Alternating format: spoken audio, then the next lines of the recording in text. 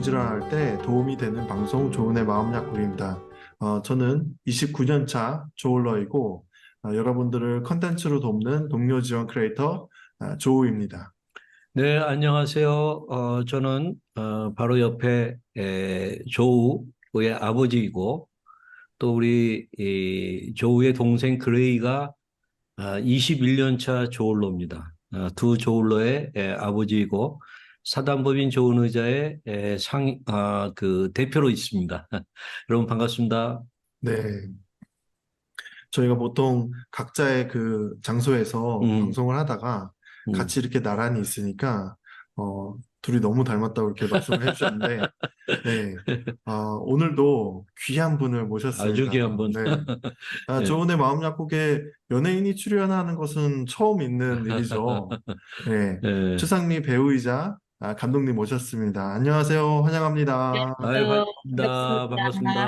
반갑습니다. 우리 마음약국 구독자 여러분 너무 반갑습니다. 네. 어, 그, 먼저 방송을 보시는 분들이 추상미 네. 감독님과 이 정신건강 채널과 음. 무슨 상관이 있길래 나오셨을까 이렇게 궁금하실 수 있을 것 음. 같거든요. 또, 네. 정신건강과 어떤 연관이 있으신지 말씀해 주실 수 있으실까요? 저는 우울러입니다. 우울러였습니다.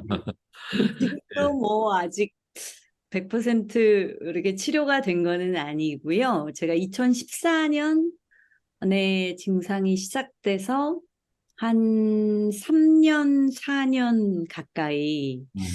좀 심하게 네.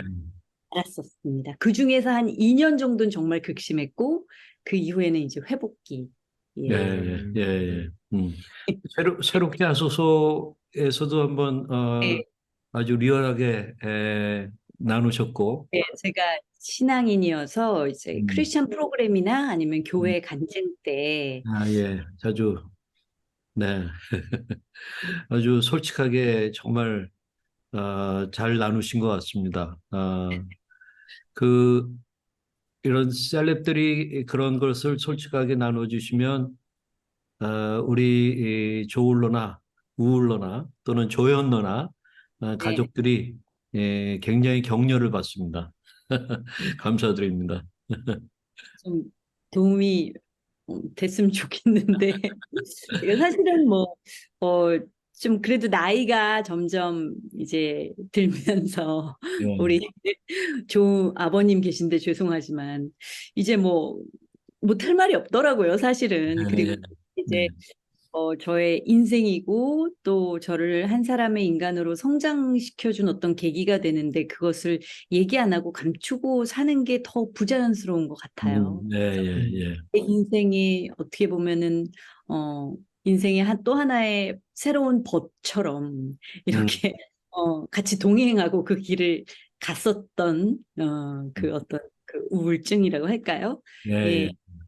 오히려 그것을 굉장히 좀 이렇게 잘 소중히 다뤄주고 싶은 마음이 이제 안에 있는 것 같습니다. 아유, 너무 감사합니다. 사실 우리 교통사고가 운전하는 사람이 뭐 항상 나는 건 아니지만 날 네, 수 있는 가능성은 누구에게나 있기 때문에 우리가 이제 자동차 보험을 들잖아요. 네, 그렇죠. 그런 것처럼 사실상 지금 이 이른바 정신질환과 어, 일반인 사이의 경계가 거의 없다라고 할 정도로 네, 이제는 누구에게나 맞아요. 지금 네, 정신질환 유병률이 성인 유병률이 25%거든요. 그러니까 평생에 한 번 정도 이 걸릴 수 있는 확률이 성인들의 4분의 1이거든요. 어, 그렇기 때문에 에, 우리가 좀 이해를 새롭게 할 수 있는 네. 그런 길들이 자꾸 생기는 것 같아요. 음. 그리고 저의 경우에는요, 저는 뭐 제가 연기자 활동을 했었고, 지금 이제 감독으로 전향해서 하고 있지만, 그러다 보니까 또 저는 연극부터 출발을 했거든요. 네, 그러니까 드라마 영화보다.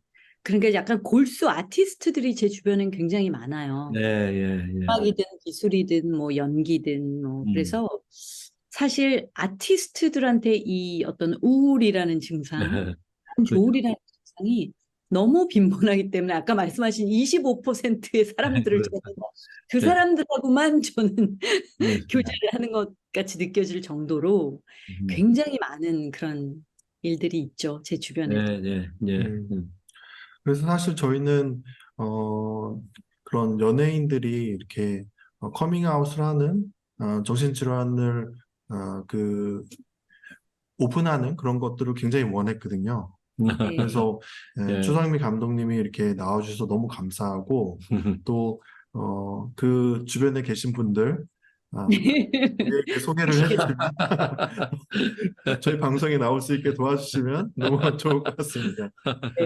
네. 그 그러면은 결혼을 하시고 또 네. 아이를 낳으시면서 우울증이 음, 찾아온 건가요? 음, 그렇죠. 그렇게 딱, 아, 이게 우울증이다 할 수 있는 증상은 제가, 결혼하고 나서 7년 정도 후에, 2014년이니까 2007년도에 결혼했거든요. 그러니까 7년 음, 정도 후에 찾아왔던 것 같은데, 어떤 기질적으로는 그냥 우울질이라고 할까요? 그런 기질은 좀 늘 갖고 있었던 것 같아요. 음, 음, 음, 음, 약간 저는 그냥, 아티스트 성향이라고 예, 생각했던 그런 부분? 예. 예, 예, 예. 음. 음. 그러면 내가 이렇게 우울증을 앓고 있구나 이런 거를 좀 심각하게 느끼신 때가 2014년 정도였던 건가요? 네, 네, 네. 음. 이제 그러면 구체적으로 어떤 증상들이 있으셨나요? 저는 조금 굉장히 특별했던 것 같은데, 근데 사실 그 전에도 약간 그런 기복 같은 게 있었고, 좀 확 우울해진다거나 이런 게 좀 남들보다는 좀 네. 썼던 그런 우울질의 사람이었는데, 이게 정말 굉장히 내가 병적으로 와, 이건 정말 심하다, 이렇게 느끼게 이렇게 됐던 게, 임신을 하고 나서 사실은 결혼하고 4년 동안 아이가 생기지 않아서, 다가 이제 5년 차에 아이가 생겼어요. 그러니까 네. 나이 많이 출산을 했거든요. 근데 사실 세상에서 가장 행복해야, 제 인생에서 가장 행복해야 될 시기잖아요. 근데 음, 그때 이제 산후 우울증이라는 게 네. 찾아왔죠. 근데 이게 뭐 여성분들 이제 어머니 출산하신 분들은 다 아시겠지만 그냥 감기 증상처럼 지나가는 거고 음, 모성 호르몬의 영향으로 이제 음, 그러니까 막 여자들도 성격이 다 다르잖아요. 그러니까 굉장히 커리어우먼이고 늘 외향적이고 밖에 나가서 일했던 여자도 일단 출산을 하고 나면 그 아이를 정말 이제 음, 동물적인 본능으로 아이를 돌보아야 하는데 그러기 위해서는 좀 약간 컴 다운되고 뭔가 이렇게 차분해지고 그러기 위해서 사실 그 모성 호르몬이 분비된다고 하더라고요. 그래서 이렇게 성격도 굉장히 밝았던 사람도 좀 차분해지고 좀 다운되고 이렇게 만드는 호르몬인데 그 모성 호르몬이 과다가 분비가 된 것 같아요. 저의 경우는. 그래서 산후 우울증으로 그게 왔는데 네. 나중에 다 이런 걸 다 나중에 알게 된 사실이에요. 근데 음, 나중에 어떤 의사 선생님이 저한테 하시는 말씀이 그 산후 우울증이 그냥 감기처럼 넘어간다고 생각해서 관리를 잘 안 하면 이게 그냥 일반 우울증으로 점점 더 깊어질 수 있다고 하더라고요. 그러니까 제가 딱 그런 경우였죠. 그래서 음. 그런데다가 저는 자연주의 출산이라는 걸 했는데 아, 자연주의 출산을 하게 되면 이 호르몬이 더 과다 분비가 된다는 또 그런 게 어, 있어요. 제왕절개를 하면 이 호르몬이 거의 분비가 안 되고. 그리고, 혹시 자연주의 출산 그 교대역 근처에 있는 거긴가요? 네네. 어떻게 아세요? 아, 저희도 교대 근처에 살다가 네, 첫째, 둘째를 저희가 세 아이가 있는데 네네. 둘째가 이제 제왕절개고 또 셋째를 자연주의 출산 거기서 그런 어, 거 하려고 하려고 했어? 했는데 되게 너무 힘들더라고요. 네, 제왕절개를 했었어가지고 그래서 하지는 못했는데 그 원장님한테 또 교육도 받고 뭐 다들 그런 있어요. 뭐 네, 맞아요. 사다리 비유하시면서 네, 그렇구나. 같은 분 같은데 음, 교육 받으면서 그런 얘기 다 해주잖아요. 그래서 이제 조영훈 씨도 자연주의 거기서 음, 네. 연예인들이 많이 해서 저도 이제 끼어서 하게 됐죠. 근데 제가 출산을 좀 오래 했어요. 장시간. 어, 출산 과정이 굉장히 길었고 음, 호르몬도 되게 과다 분비가 됐던 것 같고 음, 그러고 나서 정말 몇 주간을 막 출산하고 나서도 정신을 못 차릴 정도로 막 음, 좀 그렇더라고요. 어지럽고 계속 그랬었는데 어쨌든 뭐 이제 과학적으로는 그렇겠죠. 그걸로 인해서 근데 이게 어떻게 발전했냐면 아이에 대한 극도의 불안, 음. 아이에 대한. 예, 예. 예. 그래서 계속 불안한 거예요. 음. 그리고 무슨 뉴스에 아이에 대한 사건 사고, 뭐 아이고, 아이가 연결이 되고. 이런 걸 보면은 식은땀이 막 나기 예, 시작하고 예. 아이고, 그 모든 게 다 이제 저의 아이에 해당되는 상황처럼 느껴지고 밤마다 악몽을 꿔요. 아이가 죽거나 잘못되는 악몽. 네. 음, 그래서 이 아이에 대한 과다 불안증이 이제 왔고 그러다가 이제 어떻게 흐름이 발전이 됐냐면 저희 남편이 이제 뭐 아이도 생겼으니까 하나님이 축복하시느라고 갑자기 일거리가 너무 많아진 거예요. 그래서 저희 아, 남편 이제 연극 배우고 연출도 하고 예, 그러기 그렇죠. 때문에 어, 막 서너 개씩 일을 하게 되고 그러면서 뭐 새벽에 들어오고 그래서 제가 음. 혼자 소위 독박 육아라는 걸 이제 아이를 계속해서 보게 되는데 그런 불안한 상태에서 아이를 보니까 더 불안해지는 거죠. 음, 어, 음. 어떻게 이제 아이한테 할지 모르겠고 그리고 그런 불안 상태에서 아이를 안으니까 아이가 저한테 오면 막 자지러지게 울어요. 어, 엄마인데도. 느끼는 네. 거. 네. 그래서 베이비 시터가 집에 이제 와서 그 베이비 시터가 아이를 안고 음, 이제 제가 이게 모유가 잘 안 나와서 그 분유를 먹였는데 그러니까 베이비시터가 엄마 노릇을 다 하는 거죠. 어, 그걸 보고 또 미친 듯이 질투가 나는 거예요, 제가. 예, 혼나니까. 예, 그래서 정서가 굉장히 혼란스럽고, 아이고, 네, 그러면서 이제 그러다 보니까 막 남편을 또 원망하게 되고, 같이 없으니까. 음, 같이 해야 되는데 왜 나 혼자 하느냐, 막 이러면서. 그래서 남편하고의 관계도 계속 좀 안 좋아졌어요. 안 음, 좋아지고. 음. 사실은, 이제, 이게 신앙 얘기를 안 할 수는 없는데 해도 되나요? 네, 예, 뭐, 좋습니다. 예, 왜냐면 제가 이제 크리스천인데 이게 나중에 좀 상담을 받으면서 알게 된 어떤 이야기인데 근데 그 상담 선생님도 기독교 상담가이긴 했지만 뭐 다 과학적으로 이제 근거가 있는 이야기를 하시는 분인데 어쨌든 제가 아버지가 네, 유명한 그렇죠. 투자 우리 예, 추성훈 감독님, 네, 배우님, 네, 참, 제가 14살 그러니까 사춘기에 막 돌입할 무렵에 갑자기 돌아가셨어요. 아, 예, 감기 기운이 있다고 그러고 병원에 가셨는데 그날 돌아가셔서 아무도 임종을 못 봤는데 제가 이제 아버지를 너무너무 사랑하는 딸이었던 그렇죠, 거죠. 그렇죠. 그거에 대한 상실감. 그래서 내가 또 너무 사랑하는 대상이 생기니까 이 대상이 갑자기 죽어버릴 수도 있다는 불안이 또 아, 왔던 예, 겹치는, 네, 네, 네, 판단을 하시더라고. 어린 시절에 그 무의식이 되게 잠재되어 있는데 네, 그 예, 잠재적인 의식이 이제 나타나서 그 아이에 대한 불안으로 그렇게 이어졌고 뭐 그런 것들이 다 겹쳐서 나중에는 이게 통제가 안 되더라고요. 근데 사실 제가 그러면 병원에 갔어야 되잖아요. 이제 뭐 병원에 가서 약 처방도 받고 그랬어야 되는데 그 당시에는 병원에 가는 것도 되게 무서웠어요. 그리고 제가 막 이렇게 활동을 하다가 또 활동을 중단한 상태고 한데 그런 것들이 왜 연예인들은 잘못하면 병원 한 번 가도 소문이 나고 그럴 수 있잖아요. 지금은 뭐 아무렇지도 않은데 그때는 그게 음, 겁이 났어요. 그래서 제가 이렇게 공인으로서 뭐 막 우울증 때문에 병원에 드나들고 이러질 못하겠더라고요. 음, 예. 소문이 날까 봐 그런 것도 있고 그래서 그냥 그리고 제가 신앙이 있었기 때문에 기도로 이겨내 보려고 음.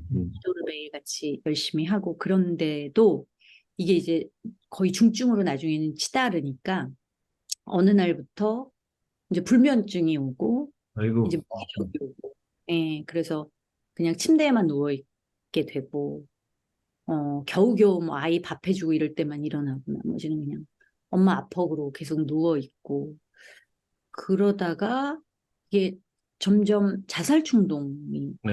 오는 거예요. 자살 충동이 이제 굉장히 좀 막 심해지고 이게 잠을 못 자고 그러니까 나중에는 그래서 그 뭐 우울증 걸렸던 연예인들이 자살하고 그랬던 심정을 알겠더라고요. 네, 네. 그게 통제가 안 되더라고요. 통제가 안 되니까 그냥 이 고통을 빨리 끝내고 싶다는 생각밖에 안 들더라고요. 그냥 너무 사랑하는 아이가 있는데도 네. 네, 그런 상황이 이제 가장 심각했던 네. 네, 상황이죠.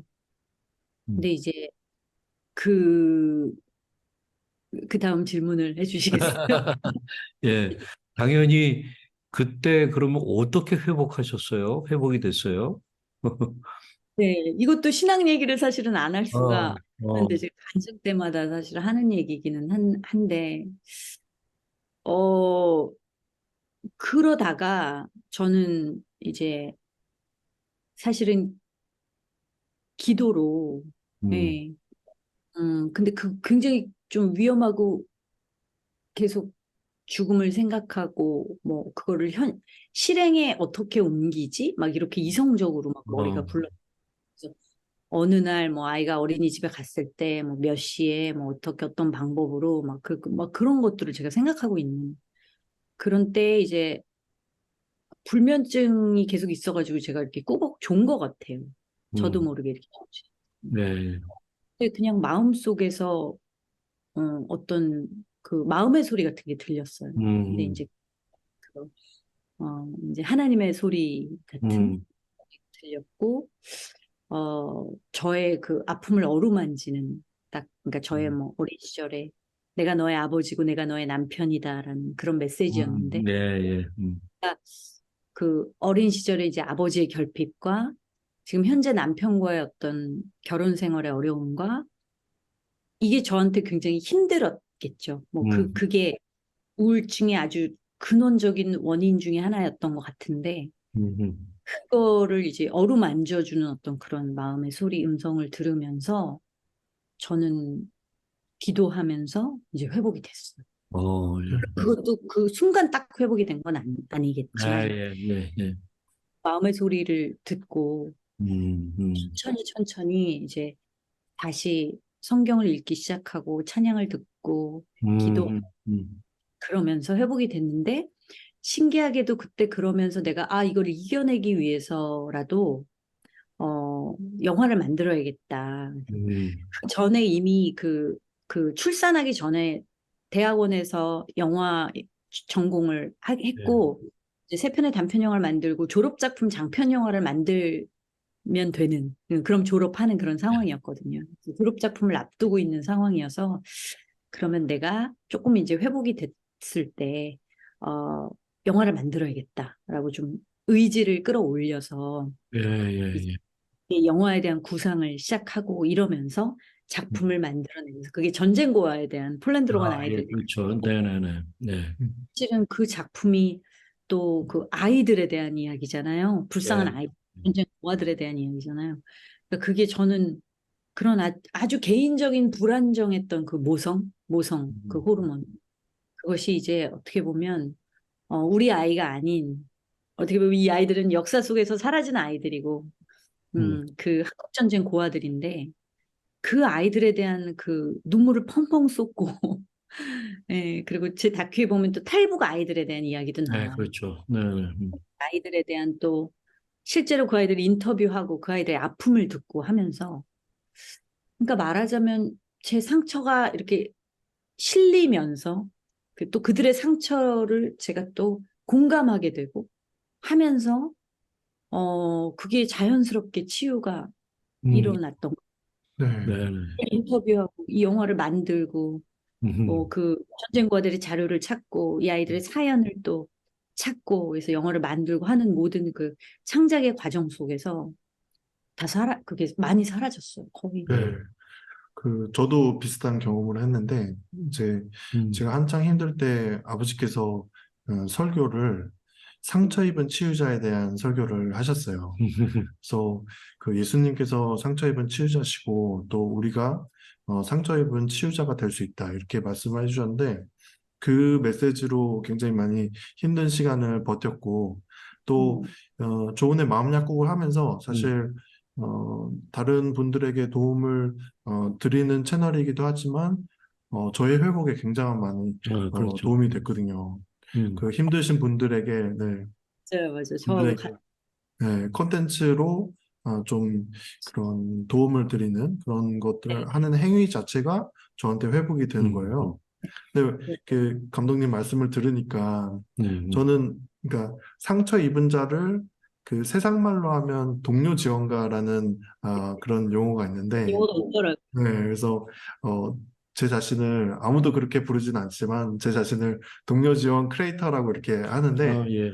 네, 감독님도 어떻게 보면 동료 지원 크리에이터신 거죠. 저는 뭐 넓은 의미의, 유튜브지만 네, 예, 감독님은 드라마와 또 영화로 보다 이렇게 더 대중적인 차원에서, 네, 그래서 네. 참 이렇게 하나님께서 그 감독님의 이런 상처를 들어 쓰셔서 많은 상처 입은 자들을 치유하기 원하시는 거 아닐까라는 생각이 들었습니다. 그 우울증과 관련해서 한 가지만 더 좀 여쭤볼게요. 왜냐하면 여기 지금 방송 보시는 분들 가운데는 이제 우울증 같은 경우에 전문 의를 통한 약물 처방이 아주 필수적인 것으로 되게 알고 있는데 네. 우리 추 감독님 같은 경우에는 약물 사용은 전혀 없었나요?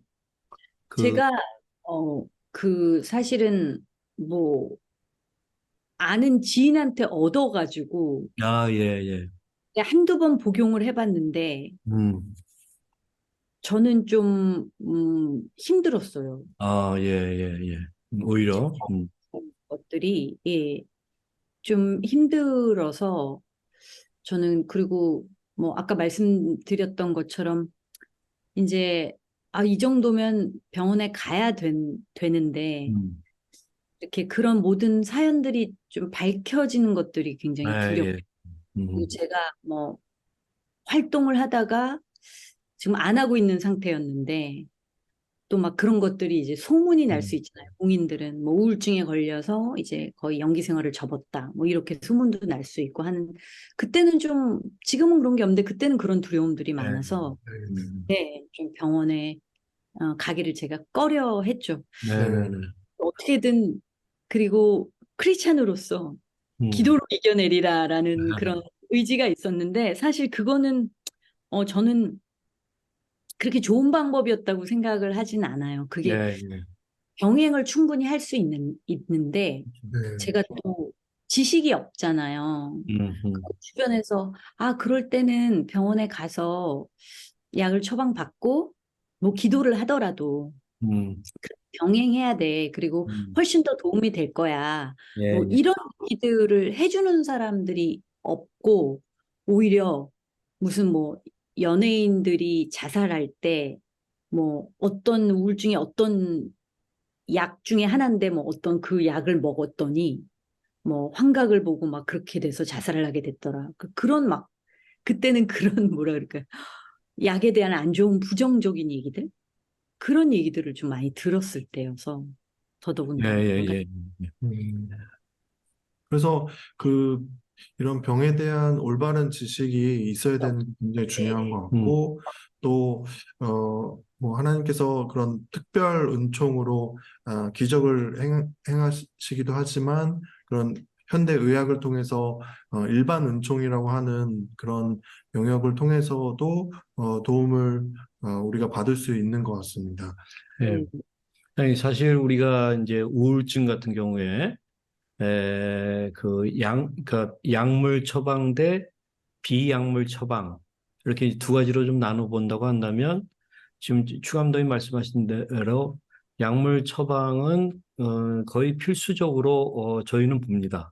네, 그리고 이제 비약물 처방 가운데에 여러 가지가 있죠. 운동한다든가 뭐 등등 또는 거기에 이제 영성적인 거 또는 신앙적인 거 그것이 이제 도움이 될 수 있는 것도 분명한데 다만 이제 이것만 했을 경우에 여러 가지 또 부작용이 있을 수 있는 거가 이제 아주 일반적인데 우리 추 감독님의 경우에는 아주 예외적으로 네, 그런 어떤 그 기도라든가 이런 걸 통해 가지고 회복이 되는 아주 네, 특별한 은혜를 받으신 것 같아요.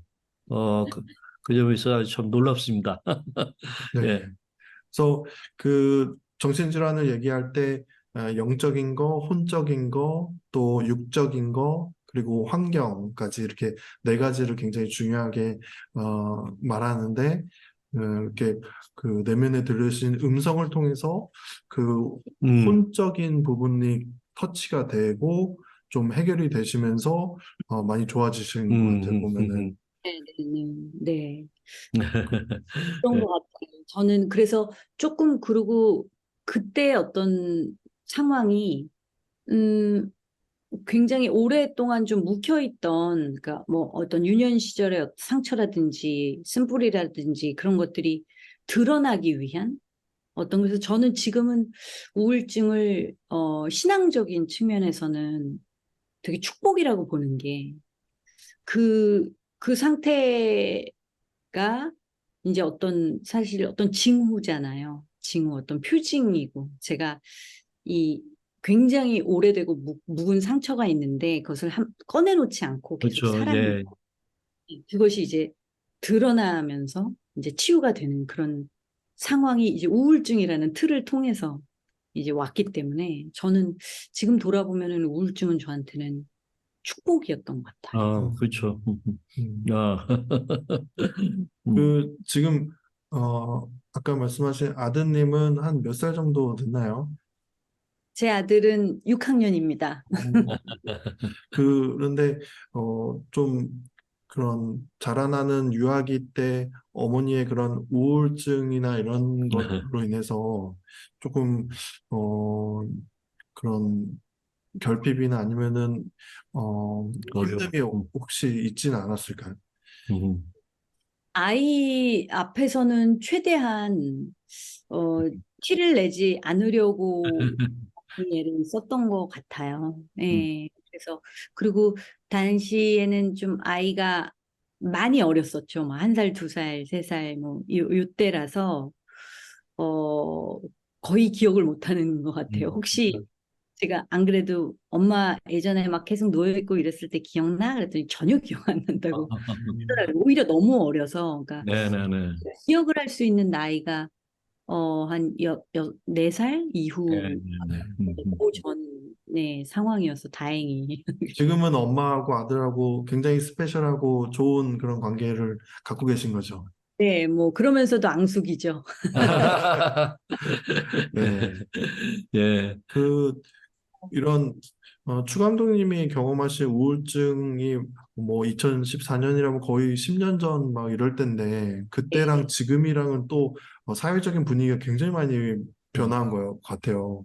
또 코로나를 겪으면서 대중이 좀 대중적인 그런 우울증을 좀 경험하고 그랬잖아요. 그래서 그리고 또 요즘 뭐 오은영 박사님의 그런 상담 프로그램을 통해서 많이 그 좀 예, 알려주고. 연예인분들이 나오셔서 이렇게 음. 정신적으로 힘들었던 거 말씀해 주시고 하니까 예, 음, 요즘 그 MZ 세대들도 보면은 정신 건강에 굉장히 관심을 갖고 음. 또 음. 치료에 적극적으로 이렇게 음. 임하는 거를 들으면서 많이 네. 좋아지고 있다라는 생각이 들어요. 그래서 음. 저는 제가 여쭤보고 싶은 게 네. 이거는 편집해 주셔도 됩니다. 오더레.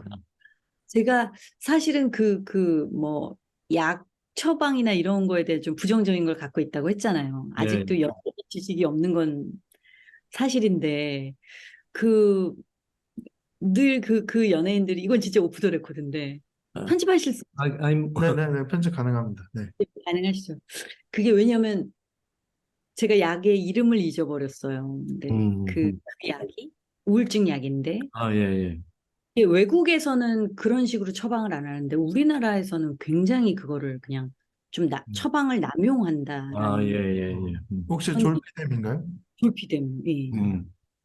그랬었고 당시에 자살했던 연예인들 대부분이 졸피뎀을 오랫동안 복용하고 있었던 네. 네. 경우고 근데 뭐 외국의 사례는 그렇게 졸피뎀을 그렇게 처방하지 않는다라는 또 얘기를 들어서 제가 더 겁을 먹었던 것 같아요. 그 그게, 부분에 저한테 올바른 지식을 좀 아, 알려주시죠. 그게 어, 그 불면증에 좀 많이 도움이 처방되는 되는. 약으로 알고는 있는데 네, 네.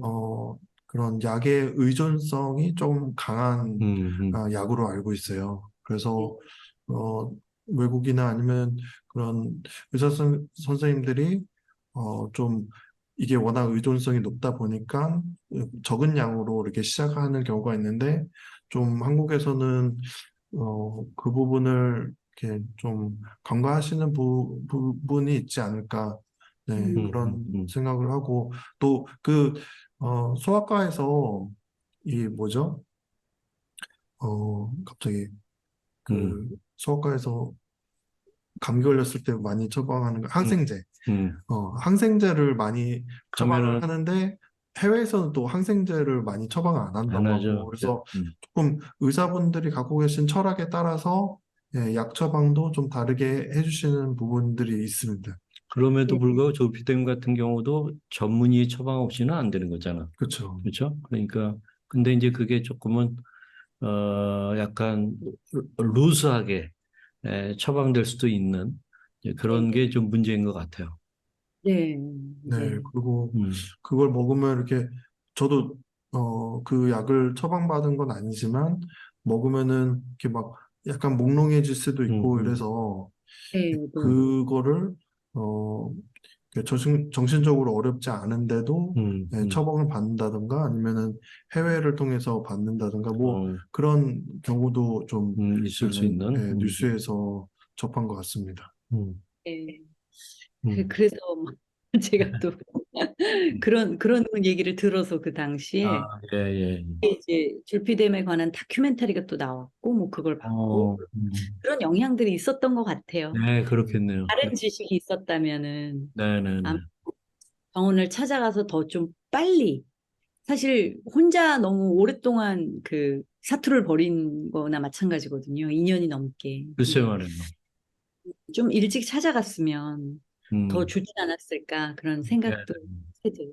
맞습니다. 저는 아까 그 감독님이 말씀하신 것 중에서 그 자살에 대해서 어떻게 할지를 구체적으로 좀 생각을 해봤다는 거가 사실 굉장히 심각한 상태예요. 네, 그런 그렇죠. 상태일 때 그렇게 한다고 해서 음. 좀 놀랐는데 음. 정말 어, 정말 누군가가 지켜주신 게 아닌가 네, 그렇죠. 그런 생각이 듭니다. 음. 그 어, 배우로 활동을 하시다가 어떻게 이렇게 감독으로 전향을 하셨는지 그 얘기도 잠깐 나눠주시긴 했지만 좀 네. 자세하게 말씀해 주실 수 있나요? 사실 한 20년 정도 2009년이 됐을 때 20년 정도가 됐더라고요. 근데 그때 그 정도 되니까 좀 회의감이 왔었고 네. 사실은 배우는 항상 선택을 받아야 되잖아요.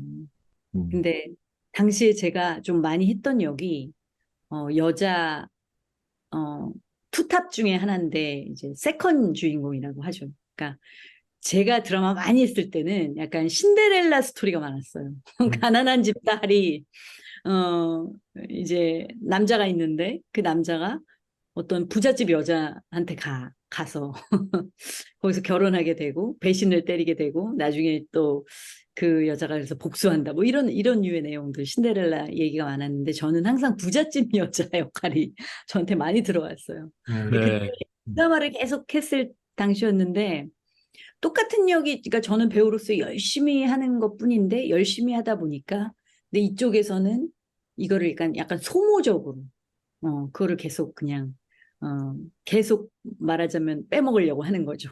그 역할을 그대로. 네. 이미지를 이미지를. 예. 그러니까 이미지를 계속 그냥 이미지가 되게 소모되고 있구나. 그리고 음.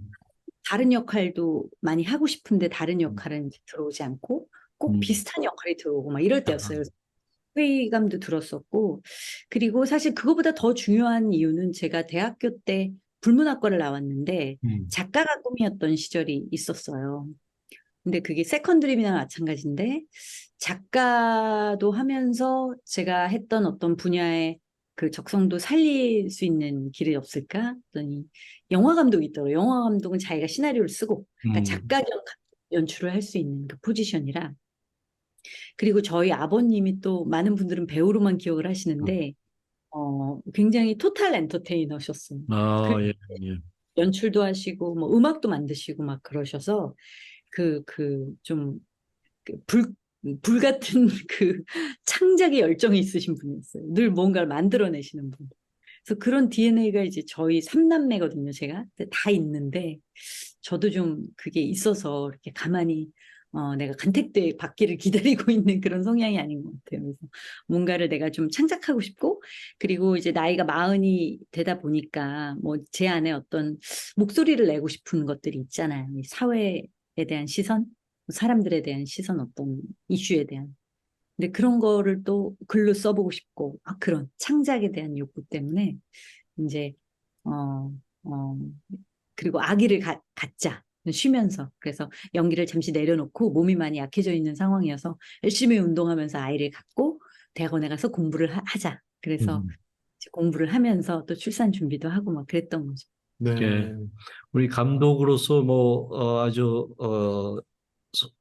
이른바 성공할 수 있는 그런 것들을 이미 잘 하고 계시고 또 그렇게 기대하면서 또 많은 사람들은 배우로서의 추상미를 보고 싶어 하는 부분도 많을 것 같아요. 네. 그런 기대가 가능하죠? 어떻게 보세요? 네, 배우로서 많은 분들이 이제 왜 안 하냐, 뭐 음, 아깝다, 네. 뭐 좋아했었는데 이런 말씀들을 많이 하시고 저도 배우에 대한 좀 갈증이 있어서 이제 올해 그 오펀스라는 연극을 무대에 섰었고요. 저는 아, 항상 연기하면 무대가 제일 떠올라요. 무대가 제일 그리워요. 예, 예, 예. 연기보다 무대로 출발했고 어린 시절에 무대에서는 아버지를 동경해서 배우가 되고 싶었기 때문에 그래서 아직도 여전히 무대에 대한 그리움은 있고 근데 주변 분들이 이제 저는 그렇게 큰 미련은 없는데 주변 분들이 막 왜 안 나오냐 이걸 너무 많이 하셔서 주변 분들을 위한 팬 서비스 차원에서라도 좋은 작품이 들어오면 해야죠. 아무튼 예. 아이고 기대합니다. 그, 지금 준비 주신 드라마, 제가 사실, 어, 아는 친구한테, 추 감독님이 이런 드라마를 준비하고 계시다. 이렇게 얘기를 듣고, 그쪽으로, 활동하는 한 친구가 있는데, 그 친구하고 추 감독님이 만나면 좋겠다라는 생각을 가지고, 연락처를 어, 네, 이렇게 막 찾아서, 건너 건너 해서 이렇게 받아가지고, 이렇게 전화를 드렸는데, 네, 문자를 드렸죠. 문자를 드렸는데, 통화하자고 하셔가지고, 통화를 하고, 제 소개를 하니까, 안 그래도 이런 정신건강 쪽으로, 뭔가 멘트를 해주실 분을 찾고 있었는데, 전화 주셨다고 신기했어요. 이렇게, 네, 말씀을 하셔가지고, 보호종료 청년들에 관한 그 스토리를 지금 음, 드라마로 만들고 있는데 오히려 주변에 보호종료 청년들은 많고 인터뷰도 이미 많이 했고 이런 상태인데 그 이제 각 에피소드별로 이제 이야기가 진행되는데 한 에피소드에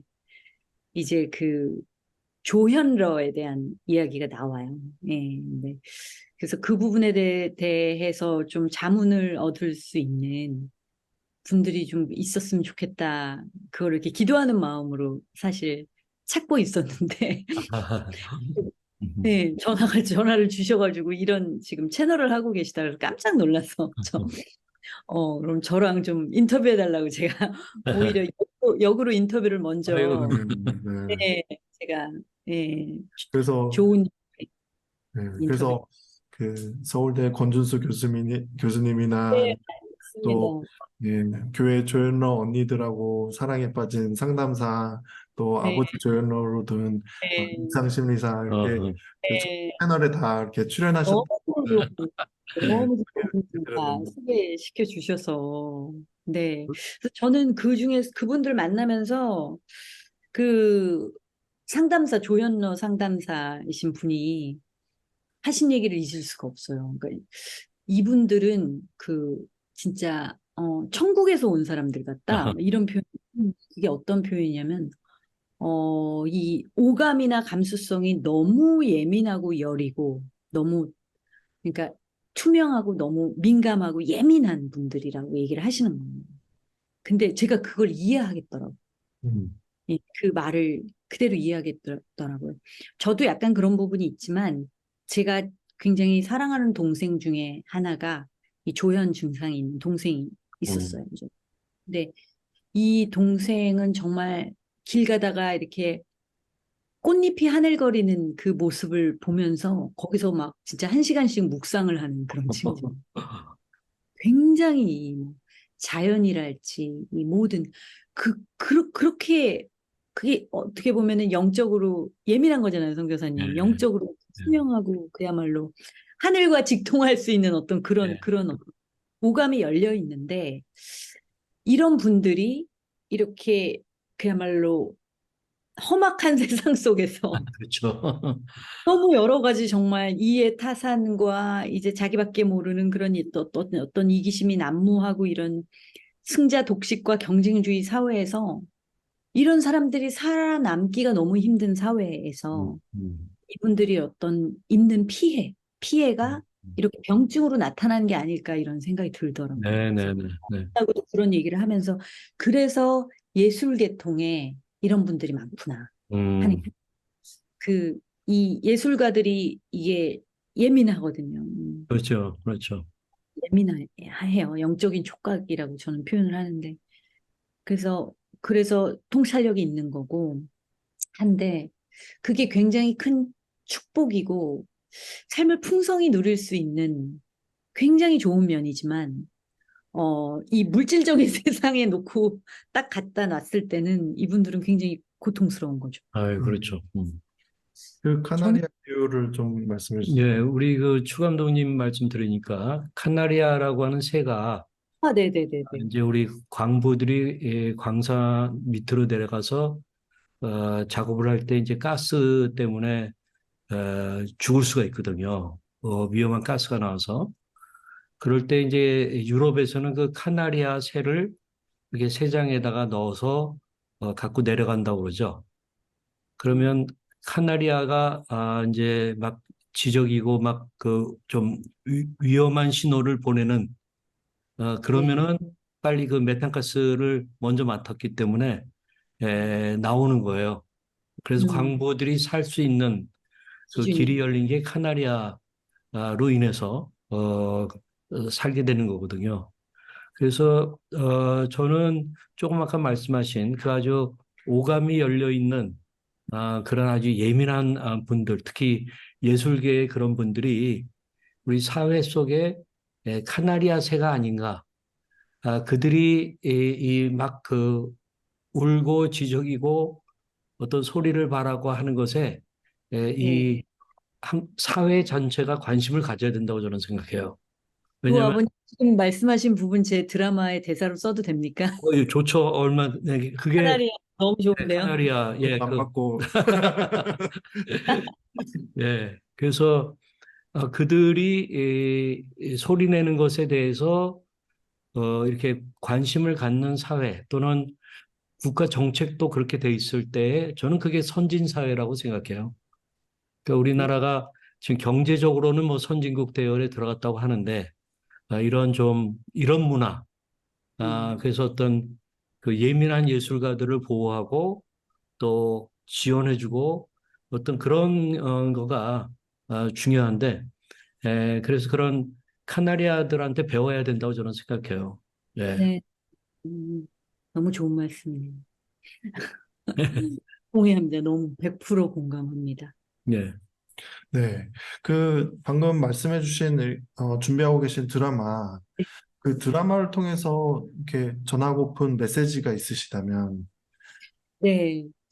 여기서 사실은 제가 그 실제로 이게 한 50% 정도는 실화인데 이 보호종료 청년들 그러니까 요즘은 자립준비 청년들이라고 말이 예. 바뀌었고 보육원에서 18살에 퇴소해서 이제 자립에 이제 내몰려지는 사회에서 무조건 자립해야 되는 친구들인데 사실 자립을 할 만한 정서적인 기반, 물질적인 기반이 너무 없음에도 자립 기업을 강요당하는 거죠, 친구들이. 네. 근데 실제로 그런 분들 중에 하나가 여러 가지 인생에 정말 그런 질곡을 겪다가 어떤 사회적 기업을 만들어요. 식물 정화 인테리어 음, 기업인데 네. 이제 그분이 그 기업을 되게 잘 성공적으로 일구어 가고 계신 어떤 그 사회적 기업 대표님의 음, 실화 스토리가 들어가면서 여기에 직원들은 전부 자립준비 청년들이에요. 보호 네. 종료 청년들만 고용을 해요. 그래서 음. 이 기업은 스펙이 보육원에 몇 년 있었냐가 스펙이에요. 많이 있으면 많이 있을수록 유리하고 그래서 이제 이 친구들이 식물을 키우면서 본인들이 치유가 되기도 하고 음, 식물을 정화하는 그게 이제 어떤 비즈니스로서 그렇게 사용이 되기도 하고 하는데 이분들의 인터뷰를 하다 보니까 이분들이 또 보육원에 오게 된 계기 뭐 이런 것들이 다 또 어떤 다른 사회적으로 고통받는 분들 우리가 보통 사회적 약자라고 부르는 어떤 고통받는 분들하고 또 연결이 다 돼 있는 거예요. 그러니까 예를 음, 들면 어렸을 때 보육원에 온 이유가 이제 아버지가 조현병에 네. 폐쇄병동에 입원하고 엄마는 떠나고 그러면서 이제 보육원에 맡겨진 케이스도 있고 뭐 이런 여러 가지 일들이 있더라고요. 그래서 제가 그거를 회당 각 다른 에피소드로 이제 엮는데 우리 보호종료 청년들이 또 퇴소하고 나서 지금은 사정이 나아졌지만 한 10년 전만 해도 이 친구들은 그냥 노숙 생활을 하는 친구들이 되게 아이고, 많았어요.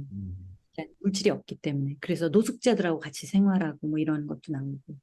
그리고 어떤 좀 사기를 당하고 본인들도 범죄 집단에 그렇게 하다 보니까 연루가 될 수밖에 없고.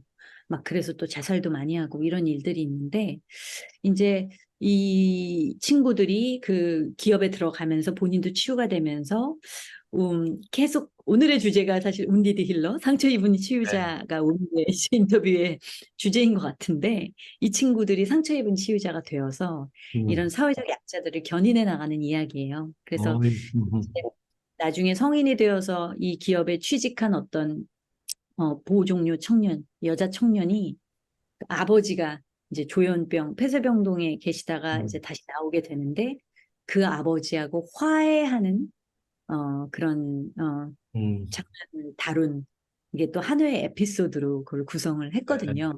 네, 네.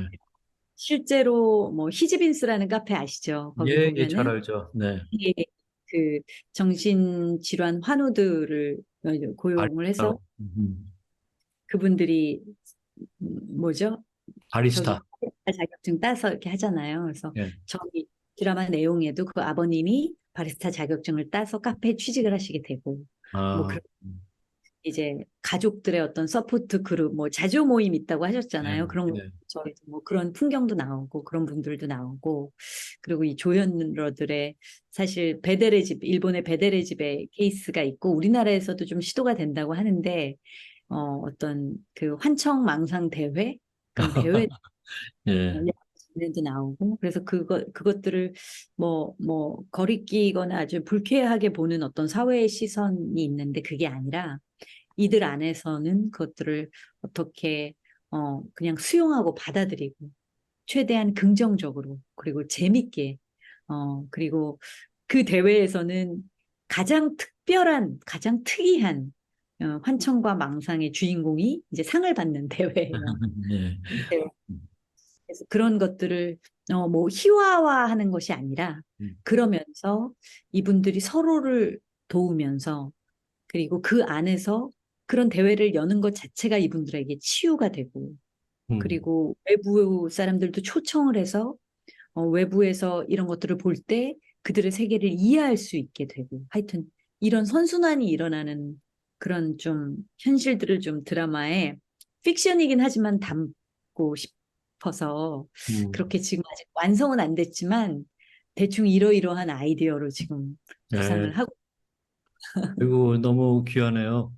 제가 돕고 있는 청년 가운데 이런 조현적 정동장애의 한 청년이 있는데 그 환청이 좀 많은 거예요. 심지어는 여러 사람의 환청이 들리는 거예요. 근데 제가 바로 그런 환청 대회니 뭐 이런 인터내셔널 보이스 어떤 그 무브먼트 같은 게 있더라고요. 그래서 이제 그것을 좀 소개하면서 그랬더니 이 사람 자체가 환청이라는 거는 눌러야 되고 없어져야 되고 어, 억제해야 되는 그렇게만 알고 있다가 환청에 대해서 새로운 관점을 본인이 가지니까 네, 뭐 환청 씨라고도 막 부르면서 네, 네, 그렇게 되면서 오히려 환청에 의해서 덜 괴롭힘을 당하는 네, 그러니까 환청 씨가 대우를 받으니까 또 대우를 해주는 네, 이런 일들이 있었어요. 네, 그래서 지금 그 말씀 들으니까 굉장히 공감이 많이 갑니다. 네. 네. 지금 작업하시는 그 드라마를 조만간에 넷플릭스에서 보게 될까요? 시간이 많이 걸릴 겁니다. 아직 대본 작업 중이고요. 네네. 사실 어, 지금 채널을 보고 계신 분들 중에 기도하실 예, 예. 분들 많죠. 많으실 거라 네네. 하는데 꼭 기도해 주세요. 네네. 왜냐하면 제가 어제 되게 네거티브한 소식을 들은 게 음, 지금 그 OTT 드라마 쪽이 굉장히 안 좋아져서 음, 이게 굉장히 왕성했잖아요. 예, 막 예, 그 예. 콘텐츠들이 쏟아져 나오고 그러다가 이렇게 좀 되는 것만 되고 이제 안 되는 건 안 되죠. 이거 음, 그러다 보니까 또 막 배우들의 개런티는 올라가고 음. 이러다 보니까 지금 내년에 굉장히 많은 드라마 제작사들이 다 문을 닫게 어, 되고 음, 이미 제작해 놓은 콘텐츠가 엄청 많은데 그게 음, 편성을 못 받아가지고 예, 음, 편성을 못 받아가지고 굉장히 힘들고 한 지금 절반 가까이 줄었대요. 어, 그래서 여러 가지 지금 어려움이 있는데 음, 좀 이게 돌파될 수 있도록 기도해 주시고 저는 어, 이 드라마를 통해서 제가 좀 하고 싶은 건 저희 드라마에 뭐 조연러도 등장하고 그 가족들도 등장을 하고 가족들의 예, 좀 어려움들도 이제 소개가 되고 그리고 또 다른 에피소드에는 뭐 노숙인들 그리고 또 다른 에피소드에는 뭐 탈북민들 이렇게 많은 좀 사회적 약자나 혹은 사회적으로 고통받으시는 분들이 주인공이에요. 근데 이제 음, 그분들 중에서 이제 사회적으로 올바른 시선이 이제 지식이 왜곡돼서 올바른 시선으로 바라보지 못하는 분들, 사회에서. 예, 그런 분들에 대한 인식을, 좀, 뭐, 인식 개선까지는 너무 거창하고, 그분들에 대한 좀 마음을 공감하고 이해하고, 할 수 있는 그분들의 음. 상황, 라이프, 그분들의 삶을 일반 대중들이 이해하는 그런 드라마가 되기를 원해요. 그렇게 다리를 놓는 역할이 되기를 원하니까 많이 기도해 주시고 드라마가 예. 완성될 수 있도록. 꼭 돼야 됩니다. 지금 제가 넷플릭스에 우리 정신병동에도 아침이 와요. 그래서 아주 재밌게 보고 있는데, 그 드라마를 보면서, 혹자는, 이 세상이 정신병동이다. 하는 그 정도로, 이 정신질환자와 이 일반인이라는 것 사이에 어떤 경계선이 무너지고 있다. 하는 그런 얘기들을 해요. 이제 그런 가운데 이제 제가 추 감독님 드라마 약간 스토리를 잠깐 맛보여 주셨는데, 보니까 세상 정신병동에도 아침이 온다 하는 그런 것들을 좀 느낄 수 있어서 네, 너무나도 아주 격려가 됩니다. 예. 네. 그리고 저희가 사심이 있거든요.